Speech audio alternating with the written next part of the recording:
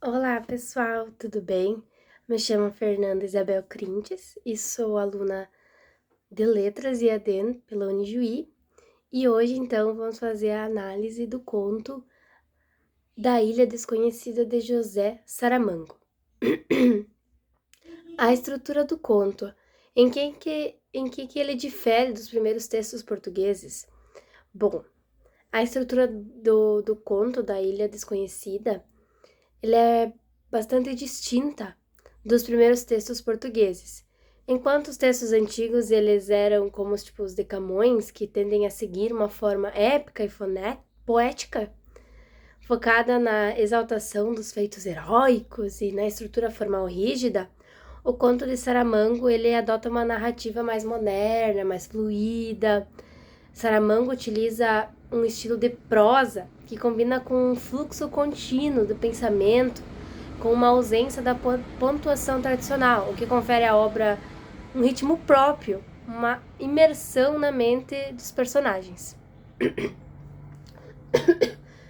Como é que é a linguagem de Saramago? O que nela tem de contemporâneo?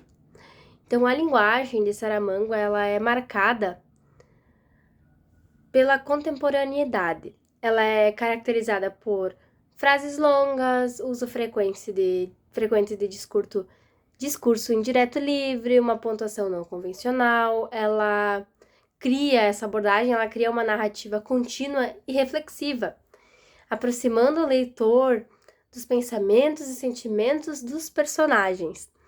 A contemporaneidade, ela se reflete também no uso de uma linguagem simples, porém rica em significados e nuances, que dialoga diretamente com nós, leitores. Então, quando a gente vai lendo o conto, a gente consegue se inserir ali, a gente consegue estar dentro desse conto e sentir os sentimentos, o que realmente acontece na história. O que podemos perceber na história, então, que remete ao espírito português de lançar-se ao mar? Na história, então, o espírito português de lançar-se ao mar, ele é evocado pela busca do protagonista pela ilha desconhecida. Essa busca, ela simboliza, então, a tradição das grandes descobertas, das grandes navegações portuguesas, claro, onde o convite ao desconhecido era uma exploração ao conhecimento. O personagem principal, então, ele deseja sair da sua zona de conforto.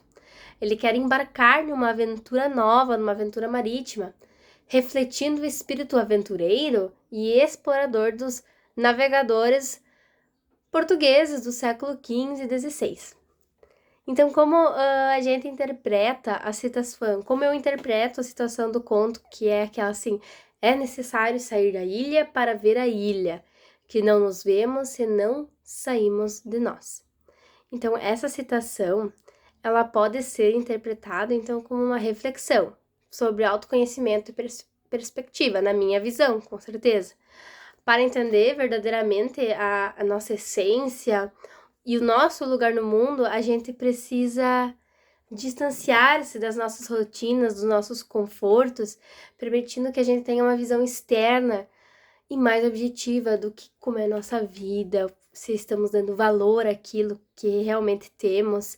É um convite a uma introspecção e a exploração interna.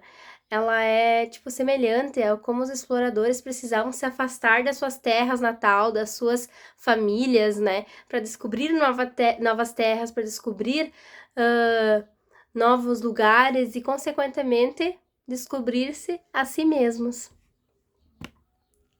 Como foi, então, a minha relação com a leitura? Eu gostei bastante da leitura, foi bastante envolvente. O que mais me impactou, então, foi a profundidade das reflexões apresentadas de uma maneira tão simples e acessível. A forma como o Saramago consegue entrelaçar os temas complexos e colocar isso numa abordagem simples, fazendo com que a gente consiga entender, se admirar pela narrativa. E eu gostei especialmente da forma como a linguagem é fluida e sem muitas interrupções, cria uma sensação de continuidade, né? Aprendi, então, a importância também de buscar novas perspectivas da vida para compreender melhor a mim mesmo e ao mundo ao meu redor.